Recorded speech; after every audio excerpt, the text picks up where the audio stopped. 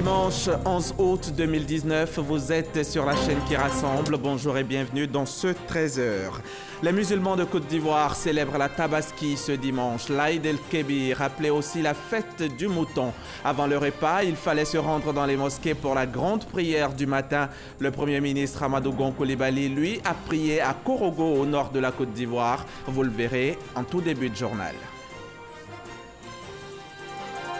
Le Premier ministre, qui était hier à Toumoudi pour présider la cérémonie d'hommage des populations de la région du Bélier au président Alassane Ouattara.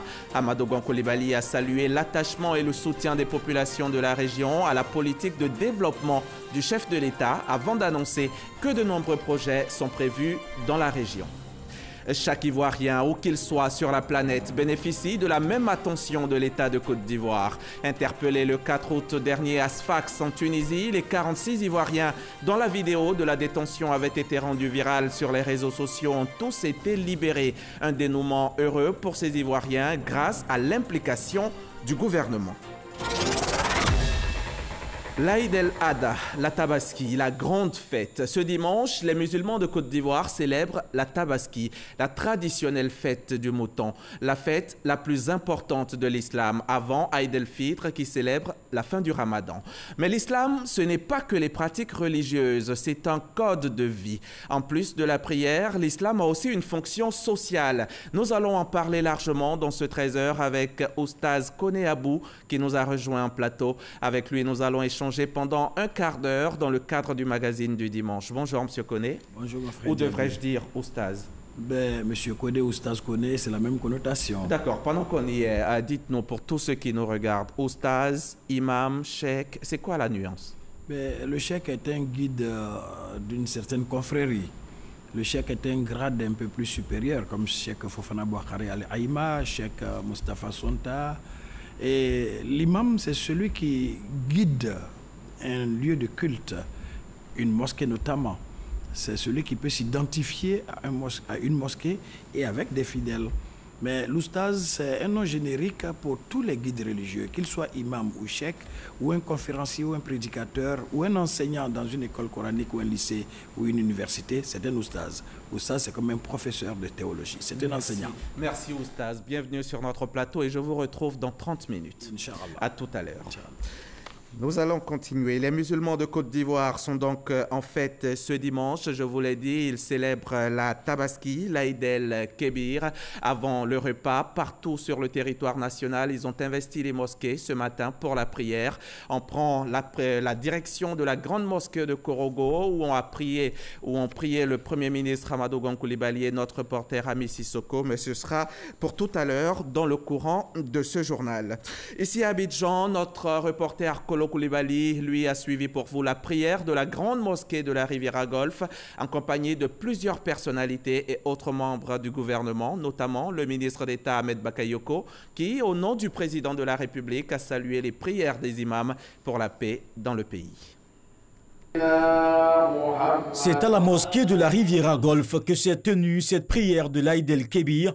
Les fidèles sont venus massivement prier Allah le tout miséricordieux. La Tabaski, c'est l'épreuve du sacrifice à laquelle Dieu a soumis son serviteur Ibrahim afin de tester sa foi.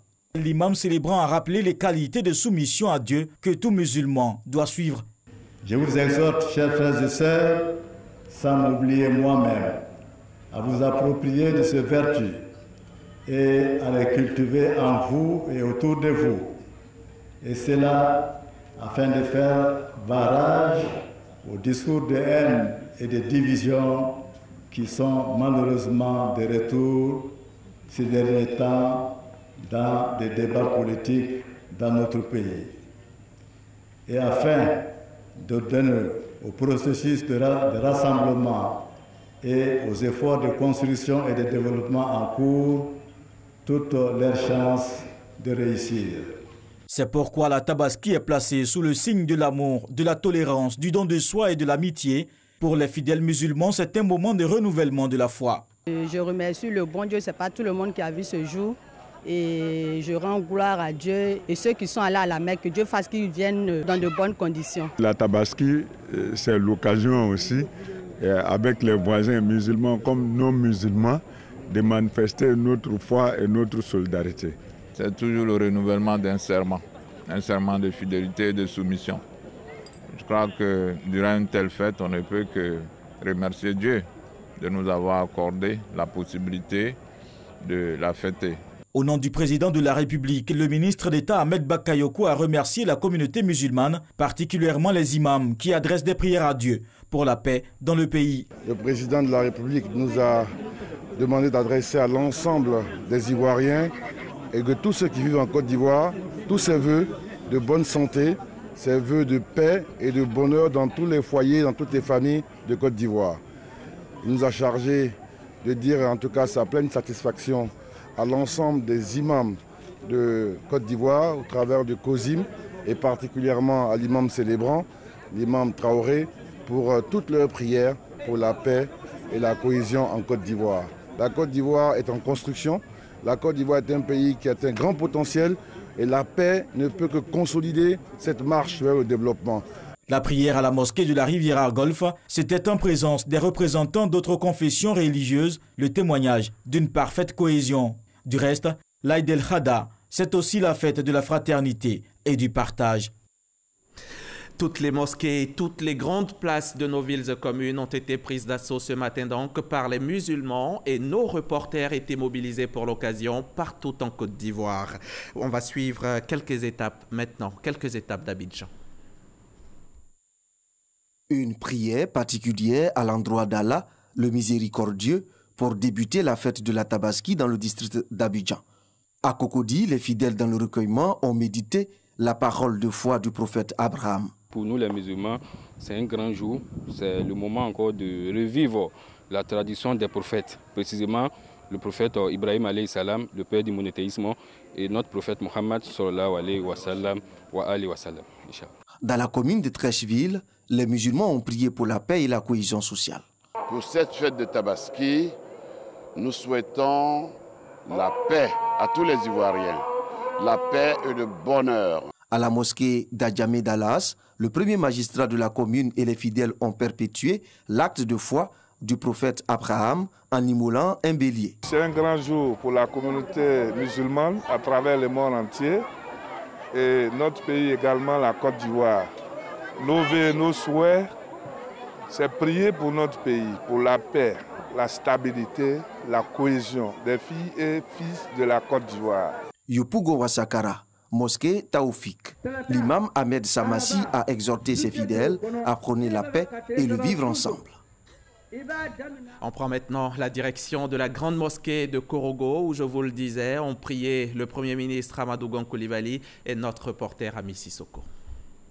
Korogo, cadre de la célébration officielle de l'Aïd el-Kébir ou Tabaski, la grande mosquée de Koko. Elle enregistre la présence des plus hautes autorités de la ville avec à leur tête le Premier ministre Amadou Gon Coulibaly. Suivant la tradition, les fidèles ont accompli les 2 rakats officiés par l'imam Gaoussou Sissé. Dans son sermon, l'imam a instruit les fidèles musulmans sur la portée spirituelle de l'Aïd el-Kébir. Ce que Nami vraiment a fait, le chemin, tous les musulmans doivent continuer ce chemin-là. Pour auquel on n'a qu'à trouver ce paradis comme Nami vraiment. À la suite de ce sermon, il a procédé à l'immolation de son bélier, un geste qui commémore le sacrifice du prophète Ibrahim, le père du monothéisme. L'acte est prescrit à tout musulman qui en a les moyens. La Tabaski est un rendez-vous annuel très attendu par les fidèles. Quand tu ne fais pas cette fête, soit tu es malade ou tu as une indisponibilité. Sinon, vraiment, c'est une fête à ne pas manquer. Le Premier ministre Amadou Gon Coulibaly, qui a effectué le déplacement auprès de sa famille à Korogo pour la célébration de l'Aïd el-Kébir, a pour sa part dit édifié par les enseignements prônés par le guide religieux. Cette année, la fête de la Tabaski se tient à une période qui coïncide avec la fête de l'indépendance de notre pays. À l'occasion de cette fête de l'indépendance de notre pays, les Ivoiriens ont ressenti beaucoup de fierté par rapport aux avancements dans tous les secteurs effectués par la Côte d'Ivoire sous le leadership du président de la République, son Excellence M. Alassane Ouattara. Je voudrais formuler le vœu que toutes les prières qui ont été faites partout en Côte d'Ivoire, par les imams aujourd'hui renforce donc la paix dans notre pays, renforce la cohésion sociale dans notre pays, renforce ce sentiment de fierté que ressentent les Ivoiriens donc aujourd'hui. La fête de la Tabaski est célébrée le 10 du 12e mois du calendrier musulman, mois appelé Zul Hijja. À cette période, le Saint-Coran recommande de multiplier les actes de générosité, de dévotion et de partage. C'est l'occasion aussi de se faire des vœux.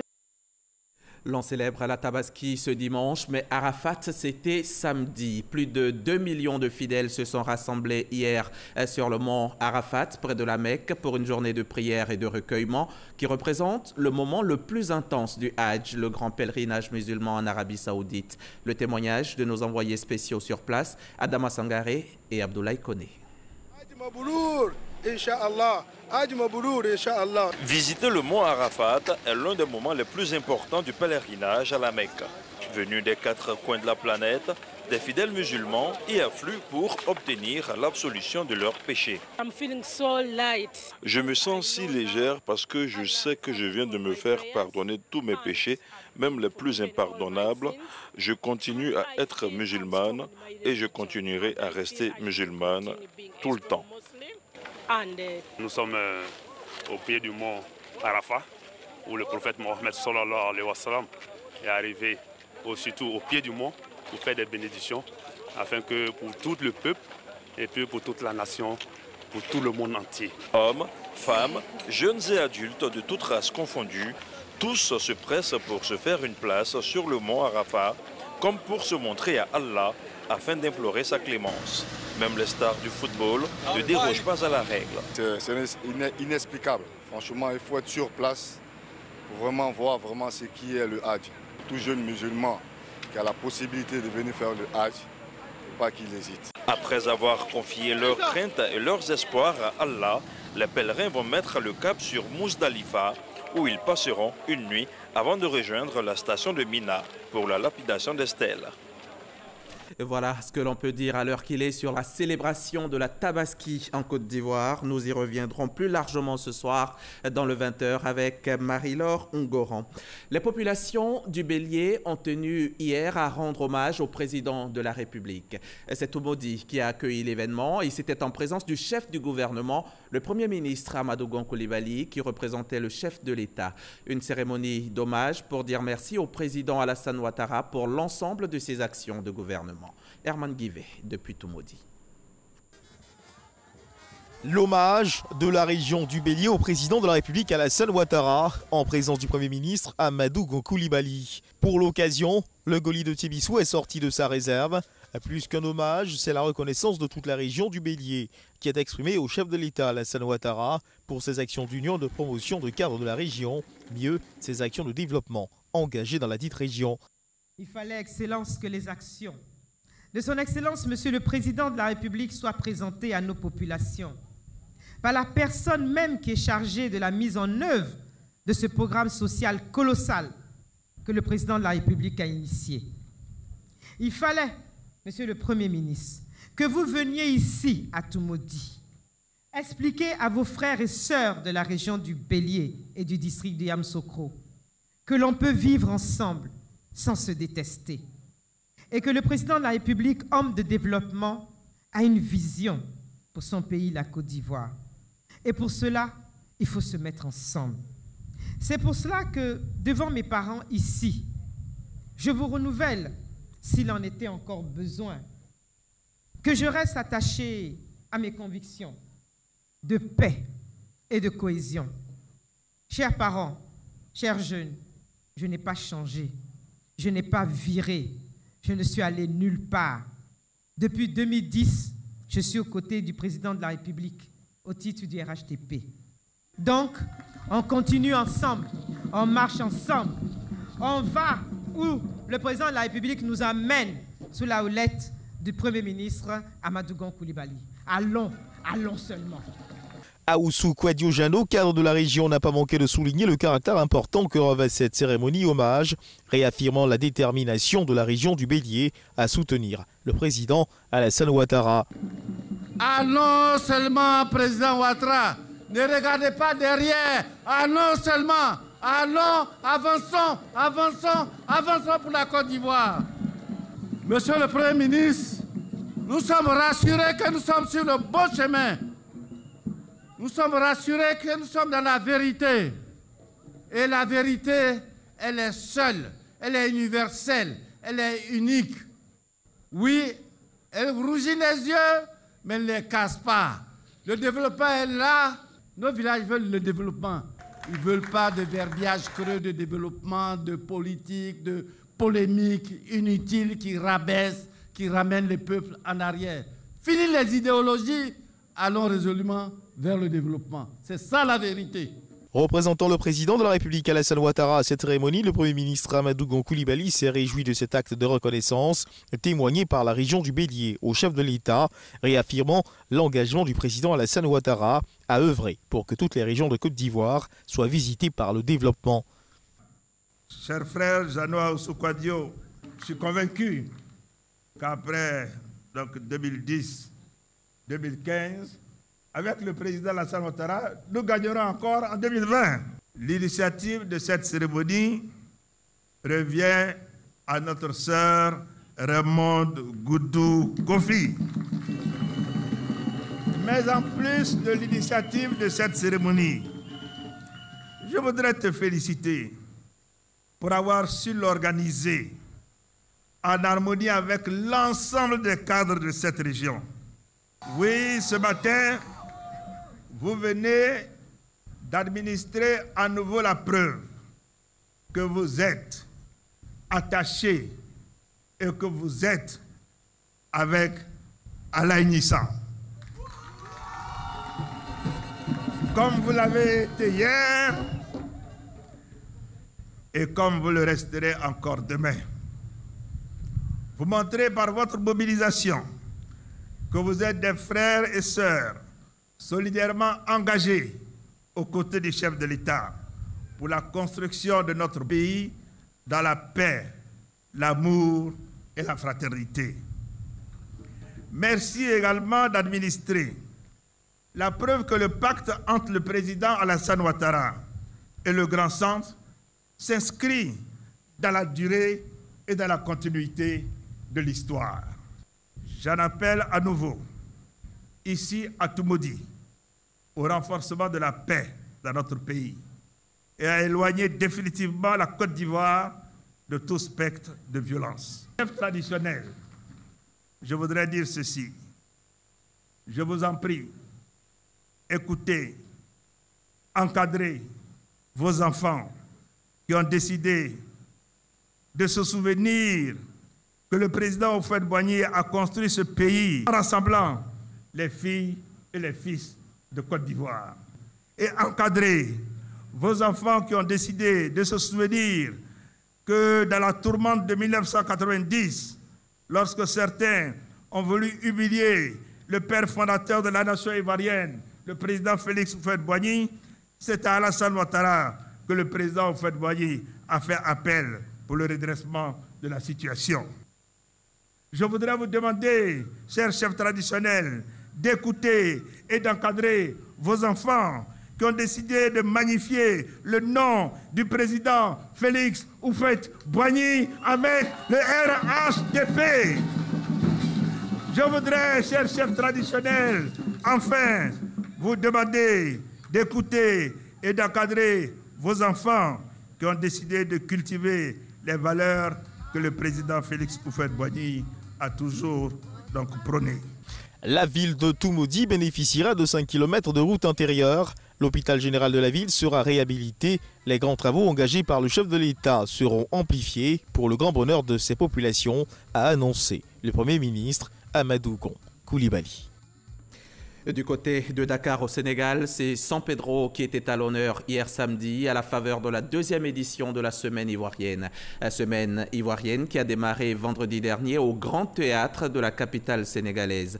La délégation de la ville portuaire en a profité pour présenter les ressources dont dispose San Pedro en présence d'Alexis Ouedraogo, notre envoyé spécial sur place.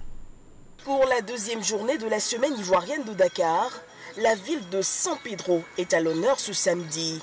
Entre présentation de richesses locales, cérémoniales, traditionnelles et danses, un panel sur la place des petites et moyennes entreprises dans l'émergence de nos États. Pour le ministre Félix Anoblé, les petites et moyennes entreprises sont le cœur du développement. À travers cette journée ivoirienne à Dakar, nous avons voulu lancer le message à l'ensemble de nos PME pour dire que nous devons passer donc au stade de la transformation de nos matières premières pour faire donc de nos PME des PME productrices de richesse, des PME transformatrices donc de notre agriculture pour que la Côte d'Ivoire puisse avoir donc un tissu d'industrie propre aux Ivoiriens et pouvoir attaquer le marché, je dirais, sous-régional et le marché international. Une vision que partage l'inspecteur général d'État Théophile Awandoli, parrain de cette deuxième édition de la Semaine ivoirienne de Dakar. Pour lui, l'émergence de la Côte d'Ivoire sera la somme des victoires de toutes les couches sociales. La rencontre a pris fin avec une dégustation des mets gastronomiques de la cité balnéaire de Saint-Pau au son de Polo Super. Et c'est parti pour la deuxième période des ventes soldes de l'année 2019 en Côte d'Ivoire. C'est du 10 au 31 août prochain. Le ministère du Commerce, de l'Industrie et de la Promotion des PME l'a annoncé hier aux journalistes en insistant sur les actions qu'il mènera pour réglementer ces soldes et surtout s'assurer de la fiabilité des prix. Et ces images sont signées Nadia Eidja du service économie de la rédaction.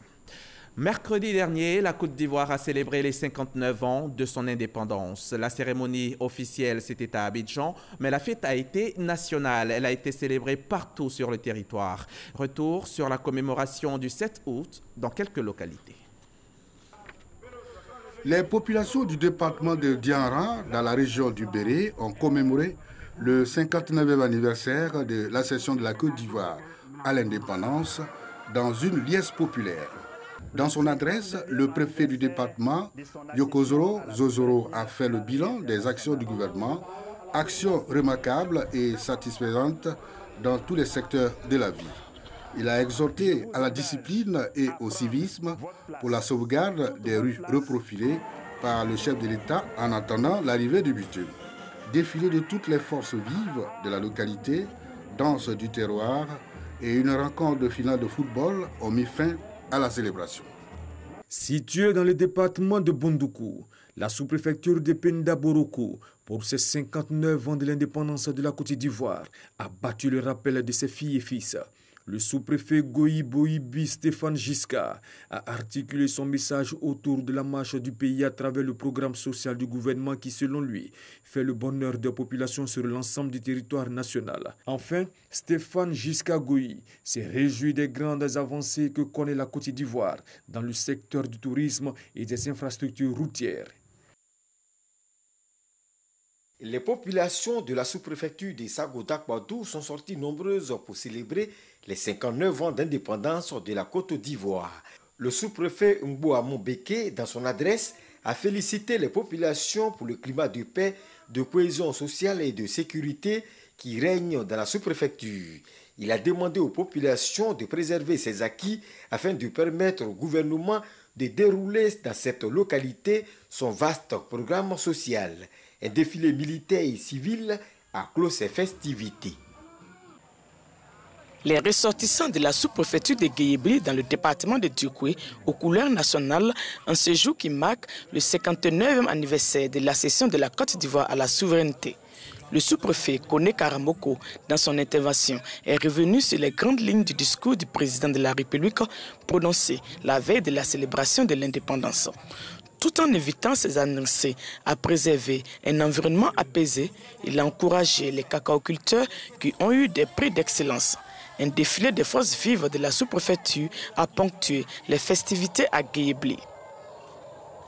Kwakou Sekro, ce village a été choisi pour les festivités de l'an 59 de la Côte d'Ivoire indépendante à Ouélé. Une initiative du sous-préfet Angèle Nakore Seri pour permettre à tous les villages de la sous-préfecture de Ouélé de vivre cet événement. Angèle Nakore Seri a invité ses administrés à travailler d'ardeur pour contribuer à l'essor de Ouélé. Chacun doit apporter sa pierre à l'édification de la localité. Le défilé très attendu par les populations a apporté un autre élan à la célébration de l'anniversaire de l'indépendance de la Côte d'Ivoire à Ouélé. La localité de Bouandougou n'est pas restée en marge de la célébration de la 59e année de l'accession de la Côte d'Ivoire indépendante. Après la revue des troupes et le salut aux couleurs nationales, le sous-préfet de la localité, Abro Koutouan Alphonse, est revenu sur les actions du chef de l'État Alassane Ouattara, actions en faveur du développement de la Côte d'Ivoire. Le défilé a donné un cachet particulier à la célébration. Les filles et fils de la sous-préfecture de Dabouyo, région de la Nawa, se sont retrouvés nombreux dans le village de Zourayo pour fêter les 59 ans de l'indépendance de la Côte d'Ivoire. Le sous-préfet de la localité, Kwame Kwaku Patrice, a rendu un vibrant hommage au chef de l'État Alassane Ouattara pour tout ce qu'il a pu réaliser en seulement 8 ans d'exercice du pouvoir d'État. Kwaku Patrice a par ailleurs invité les cadres de Dabouyo à s'impliquer dans les questions liées à son développement et à l'amélioration des conditions de vie de leurs parents. Zanzra, érigé depuis peu en sous-préfecture, a commémoré sa première fête de l'indépendance en battant le rappel de ses fils et filles. Anne Togwe Nguessan a salué les actions de développement initiées par le président de la République pour la Côte d'Ivoire et les infrastructures dont a bénéficié Zanzra. Elle a également exhorté les populations au vivre ensemble. Cette célébration a été marquée par un défilé de la gendarmerie, des couches sociales, avec la participation des populations de la CEDEAO. À Diegonefla, dans le département de Oumé, le moment était à la fête à l'occasion de la commémoration du 59e anniversaire de notre indépendance. Une fête marquée par plusieurs activités, notamment l'adresse du sous-préfet Edi Kona, qui a exhorté la population de Diegonefla à la culture du vivre ensemble. Il a rendu hommage au président de la République Alassane Ouattara. Une fête de l'indépendance caractérisée par le grand défilé des couches et des danses du terroir. Je vous le disais en titre, les nouvelles en provenance de Tunisie sont bonnes. Les Ivoiriens qui ont été arrêtés le 4 août dernier, puis convoyés dans le désert, ont tous été libérés hier, sains et saufs. Un dénouement heureux qui a été possible grâce à l'implication du gouvernement. Les explications d'Abou Sanogo. C'est le dimanche 4 août dernier que 46 Ivoiriens avaient été arrêtés à Sfax, à 270 km de Tunis. Libérés par vagues, la vingtaine convoyée dans le désert, à la frontière entre la Tunisie et la Libye, est enfin libre. La directrice de l'action sociale et de l'information de la direction des Ivoiriens de l'extérieur revient sur les faits. C'était un contrôle en raison de la situation sécuritaire qui prévaut en Tunisie. C'était un regroupement communautaire. Et à la suite de ce regroupement, 46 personnes ont été interpellées. Et sur le champ, 10 ont pu être relâchées avec la pression des associations. Les 36 autres personnes ont été convoyées dans un désert qui est situé à la frontière entre la Tunisie et la Libye, qui est une zone militarisée. Et pendant qu'ils y étaient, une dizaine ont pu être libérés. Donc, il restait 24 personnes. Et les 24 personnes, aujourd'hui, à l'heure où je vous parle, ont été libérées avec l'aide de l'Organisation internationale pour les migrations. Il s'agit de 15 hommes, 6 femmes et 3 enfants. Les enfants ont été placés dans un foyer et les autres sont dans un centre du Croissant Rouge. Ils reçoivent actuellement des soins et l'assurance a été donnée que dès qu'ils iront mieux, ils pourront regagner leur résidence. Pour arriver à ces résultats, il aura fallu l'engagement des autorités ivoiriennes. Depuis le dimanche 4 août, le gouvernement a tout mis en œuvre pour qu'aujourd'hui, nous arrivions à la libération totale de tous nos compatriotes qui avaient été amenés dans ce désert. Et dans cette collaboration, nous tenons à dire merci aux autorités tunisiennes pour leur implication. Une mission conduite par le directeur général des Ivoiriens de l'extérieur se rendra incessamment en Tunisie en vue de rencontrer la communauté ivoirienne et les autorités tunisiennes pour des discussions autour de la vie des Ivoiriens en Tunisie. Tout est bien et qui finit bien. Place maintenant au magazine du dimanche, magazine qui colle à l'actualité. Les musulmans célèbrent aujourd'hui la Tabaski. Alors, nous allons parler islam. L'islam dans sa pratique religieuse et la fonction sociale de la religion. Avant de démarrer notre entretien avec Oustaz Koné, on va d'abord suivre cet élément vidéo. La religion de la communauté musulmane, l'islam, est né au 7e siècle, après l'hindouisme, le judaïsme, le bouddhisme et le christianisme. L'islam est apparu dans la péninsule arabique et Muhammad né à la fin du VIe siècle après Jésus-Christ à la Mecque, est son prophète. L'Afrique est le deuxième continent, après l'Asie, dans lequel l'islam s'est développé, et ce, dès le 7e siècle. Aujourd'hui, l'islam compte entre 400 et 500 millions de fidèles sur le continent africain, ce qui en fait la première religion d'Afrique à égalité avec le christianisme. En Côte d'Ivoire, l'islam représente 42,9% de la population, d'après le recensement de 2014. Le musulman, selon le Saint-Coran, doit adopter dans la société un comportement digne, exemplaire et responsable à l'image de son prophète, le prophète Mohammed. Au-delà du comportement du musulman, l'islam défend de nombreuses valeurs. La paix, la solidarité, la tolérance, l'amour et la cohésion. Parlant de cohésion, l'islam s'attaque à la source même du manque d'unité au sein des sociétés, les préjugés et le racisme. La religion musulmane accorde également beaucoup d'importance au partage. Ainsi, pendant les fêtes de l'Aïd el-Fitr, le Ramadan et l'Aïd el-Kébir, la Tabaski, musulmans et non-musulmans partagent ensemble le repas. En ce qui concerne le non-musulman, le musulman doit le traiter avec beaucoup de respect, car l'un des principes de base dans la façon de musulman de traiter les non-musulmans, en ce qui concerne le non-musulman, le musulman doit le traiter avec beaucoup de respect, car l'un des principes de base dans la façon de musulman de traiter les non-musulmans se trouve dans ce verset du Coran. Dieu ne vous interdit pas d'être bon et juste envers ceux qui ne vous ont pas combattu à cause de votre religion et qui ne vous ont pas expulsé de vos demeures, car Dieu aime ceux qui traitent les autres de façon équitable. Sourate 60, verset 8. Merci à Dangui. Merci encore à vous, Stas, d'avoir effectué le déplacement. L'islam, c'est donc pas seulement la prière, c'est aussi un code de vie. On va décortiquer les 5 chapitres que compte l'islam. Le premier, c'est d'abord la foi. La foi. Et la foi doit avoir une action catalysatrice, transformante sur l'individu depuis son intérieur jusqu'à son extérieur. Comment? J'ai toujours l'image du sel dans la sauce ou du sucre dans le thé vert de Chine qui est très amer. Il y a eu un changement de goût. Grâce au sucre. Grâce au sucre. Et un changement de goût de la sauce grâce au sel. Et donc la foi dans l'individu, individu qui est d'abord à la racine un animal, qui est donc capable de vivre de façon instinctive, c'est-à-dire nourriture, reproduction, et attaque et défense. Donc, se venger ne fera que réfléchir avec la chair et le cœur. Mais la foi t'amène à plutôt, au lieu de réagir, mais agir, transformer ton cœur. Car Rasoul disait, alayhi salatu wassalam, celui qui a la foi réellement dans le cœur a la sagesse dans la parole et la générosité dans les actes. Si réellement tu as la foi dans le cœur, alors ce qui est extériorisé par l'homme, la bouche, vient du cœur et démontre qui tu es réellement au fond de toi. Et je crois que notre messager, Issa ibn Maryam alayhi salam, a dit, c'est pas ce qui entre dans la bouche qui te souille, c'est ce qui en sort.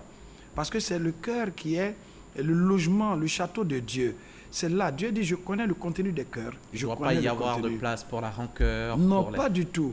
Celui qui a un cœur qui est devenu un compte ouvert aux rancœurs, aux rancunes, à la méchanceté, à l'esprit de vengeance, alors Dieu ne peut pas habiter ce cœur.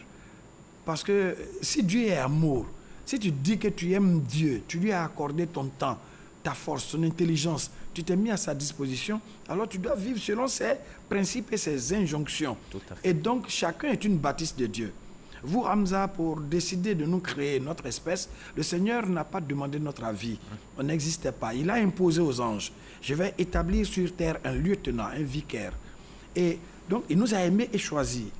Et après, dans la lutte pour pouvoir féconder l'ovule dans le ventre de nos mères, dans le sperme, il y a 1 milliard au moins de spermatozoïdes. Chacun est capable d'être un être humain. Et c'est vous, ce jour-là, que Dieu a choisi pour exister. Il vous a encore aimé. Vous êtes sa construction. Celui qui ne vous aime pas ne peut pas dire qu'il aime Dieu.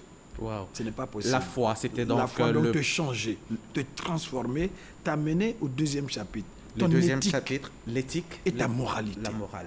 C'est-à-dire, comment quelqu'un qui dit « je suis avec Dieu » peut être vu comme un menteur. Mohammed alayhi salatu wassalam a dit, le musulman est quelqu'un de facile d'approche. Il est affable. On ne craint ni sa bouche, ni sa main. Alors si les gens se méfient de toi, tu n'es pas digne de confiance.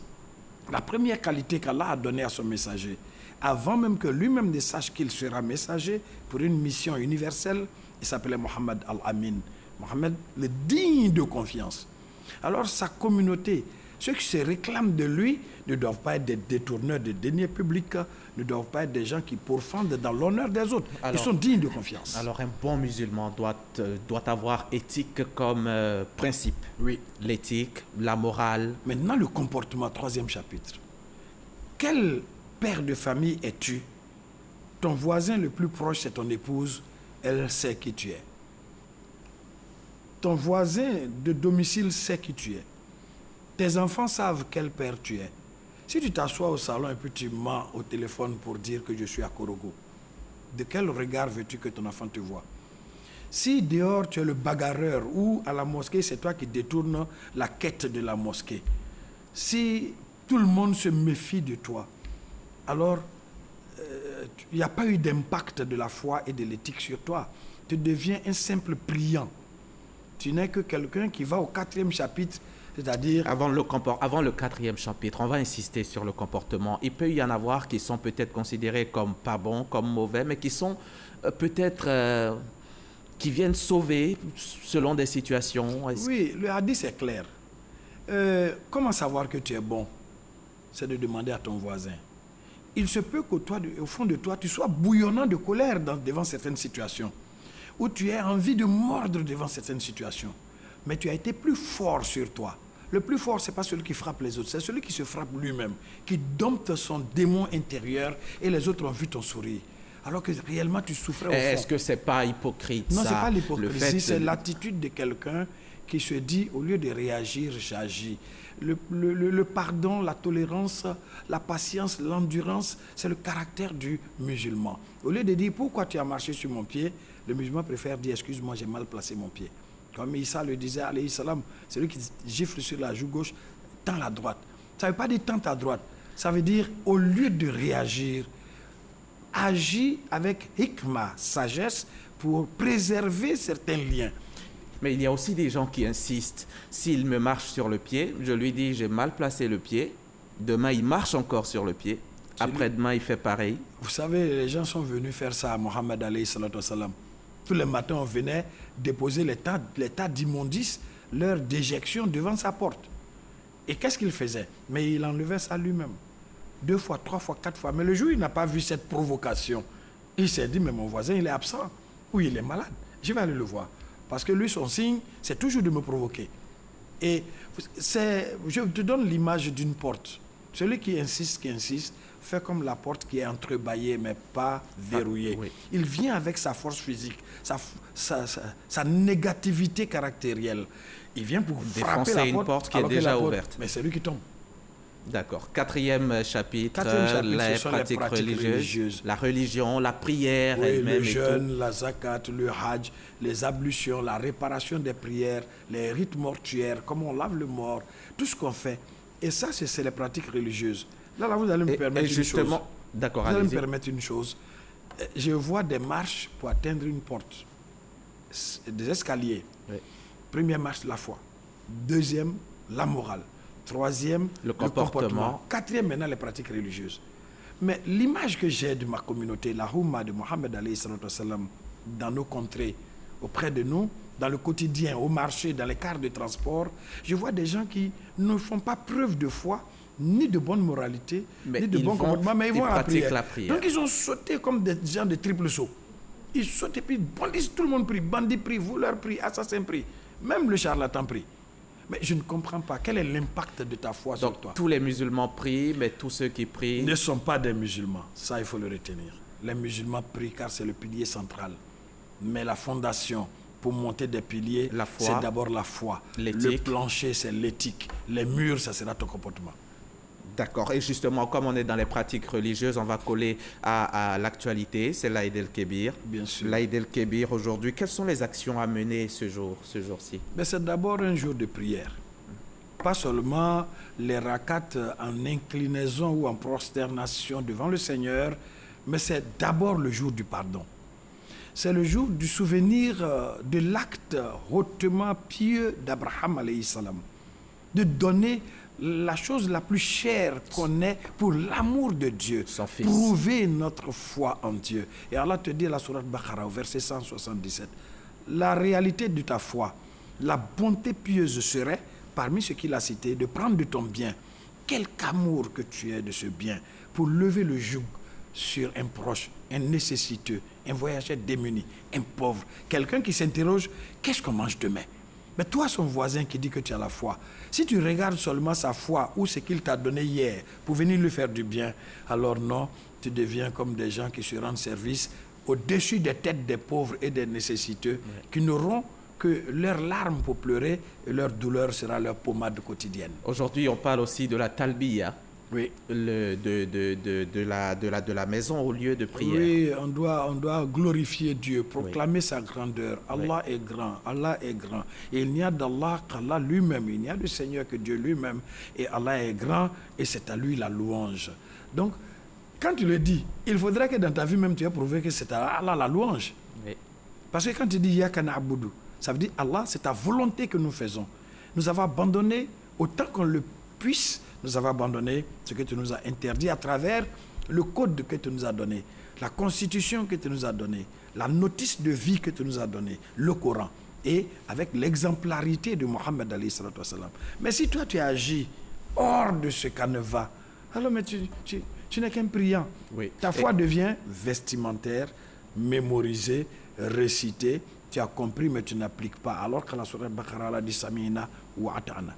Nous avons compris et nous obéissons. Nous nous entendons, on comprend, mais devant le monde, devant l'instinct et les tentations, nous oublions Allah qui nous dit, pour être sociable, n'agis jamais en oubliant Dieu dans tes actions et dans tes pensées. Car tu penses que tu l'aurais oublié, tu t'es oublié toi-même et tu seras perdant. Et hier, nous étions samedi, c'était Arafat, et les musulmans ont jeûné hier samedi. Oui. C'est quoi la valeur, l'importance de ce jeûne Le jeûne d'Arafat, les pèlerins ne jeûnent pas, parce qu'ils sont déjà sur un site où ils reviendront exempts de péché comme le jour de la naissance. C'est comme une épreuve. Voilà, Dieu a vu que certains n'ont pas pu aller, mais leur cœur est à la Mecque, leur pensée est à la Mecque. Ils se demandent un jour s'ils iront. Alors il leur dit, jeûnez ce jour-là, je vous fais miséricorde de 2 années de péché, une année antérieure et une année ultérieure. Et ils ont bénéficié de cela. Mais alors, qui en aurait la valeur? Dieu n'est pas un site internet. Dieu, ce n'est pas du robotisme. Donc on dit de jeûner, je jeûne. Quelle était l'intention en jeûnant? En jeûnant, tu demandes le pardon de Dieu. Et puis tu n'as pas pardonné à ton épouse et tu jeûnes. Tu ne pardonnes pas à ton époux et tu jeûnes. Tu ne parles même pas à ton frère et tu jeûnes. Tu as désobéi à tes parents et tu jeûnes. Tu n'es même pas repentant. Parce que demain tu vas recommencer. Et Allah sait. Il connaît ton hier, d'où tu viens, et c'est où tu iras. Donc il ne peut pas te pardonner tant que toi tu n'as pas changé tes attitudes. C'était une grande parenthèse que nous allons refermer. C'était par rapport aux pratiques religieuses, justement. Nous allons parler maintenant du 5e chapitre pour fermer les rapports sociaux. Les rapports sociaux. Oui. Et c'est là que l'islam agit sur tous les domaines. Domaine individuel, familial, domaine professionnel, domaine collectif. Il faut que le musulman, par la douceur de sa parole, apporte l'apaisement au cœur des autres. Il faut qu'il arrive à apaiser les cœurs. Il faut qu'il arrive à donner son pardon aux autres. Il faut qu'il arrive à donner de son temps aux autres et de ses biens aux autres. Mais l'islam s'adresse au mariage, rapport social. Héritage, rapport social. Gestion des États, rapport social. Ce n'est pas une religion, c'est un code de vie entier. Tout à fait. Et on doit se demander quel est l'impact de notre foi sur nous-mêmes. Qui suis-je devenu par rapport à ma foi? Merci.